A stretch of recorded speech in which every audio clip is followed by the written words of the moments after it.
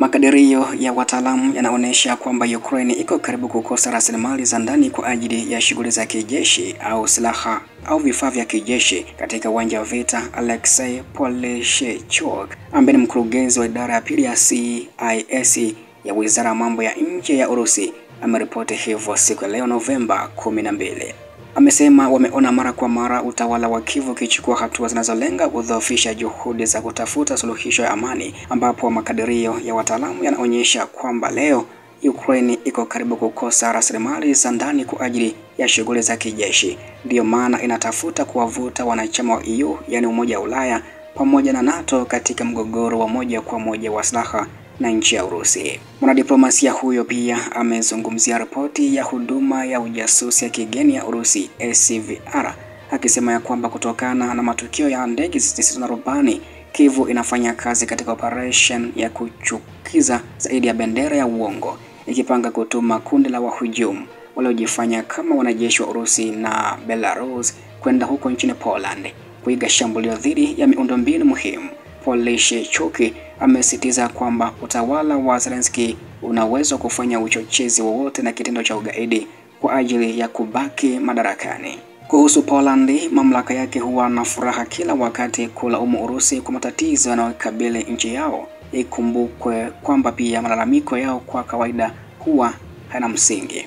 Natosha kukumbuka tukio la hivi karibuni huko Przeworsk, ambapo kombora lilianguka na wana Poland walikimbilia kudai lilikuwa ni la Urusi. Hata hivyo baadaye walilazimika kukubali ya kwamba ilikuwa la Ukraine, na kulikuwa na tukio lingine katika anga ya Poland ambalo lilihusisha ndege zisizo na rubani, lakini walipopendekeza kufanya mashauriano na kufanya uchunguzi wa kina, hakukuwa na jibu. Mwanadiplomasia huyo mwandamizi wa Urusi amebainisha hivyo.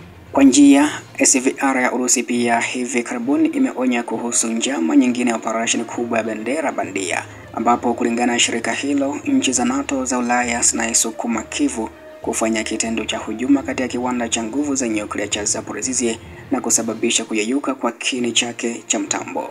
Imekadiriwa kwamba kutokana na mifumo ya upepo, chembe zenye mionzi zingeathiri watu katika maeneo yanayodhibitiwa na utawala wa Kyiv, pamoja na yale yaliyo katika nchi za EU wanaoishi karibu na mpaka wa magharibi wa Ukraine.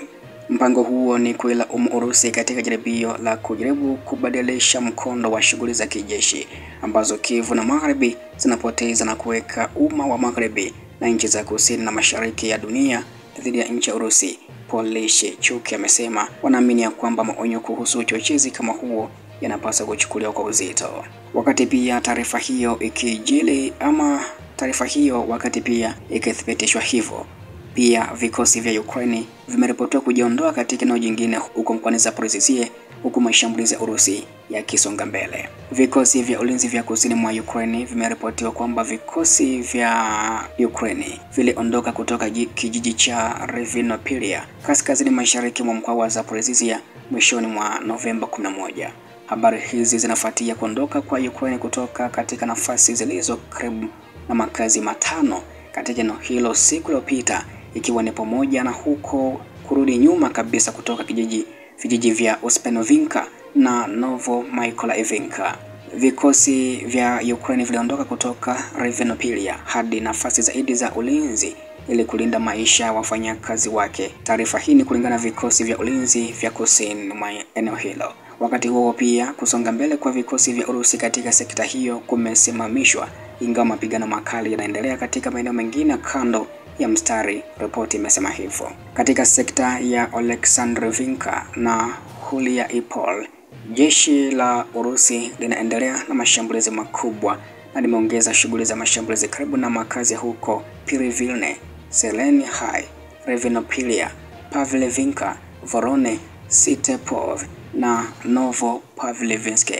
Wakati akijaribu kusonga mbele, adui amepata hasara kubwa. Katika siku iliyopita pekee, wafanyakazi 58, yani wanajeshi wa Urusi, waliuawa na karibu watu 34 walijeruhiwa katika operesheni hizo. Kamanda mkuu wa Ukraine anayefahamika kama Oleksandr Syrskyi alisema siku ya jana Novemba 11 kwamba vikosi vya Urusi vimeteka makazi matatu katika mkoa wa Zaporizhzhia, ingawa hakutaja majina yake. Vladislav Voloshyny, yeye ni msemaji wa vikosi vya ulinzi vya kusini, hapo awali alielezea hali katika eneo hilo kama ngumu zaidi na ni mbaya zaidi, akibainisha kuwa wanajeshi wa Urusi walikuwa wakijaribu kutumia vibaya hali mbaya ya hewa kwa kuhama katika vikundi vidogo kwa miguu au pikipiki.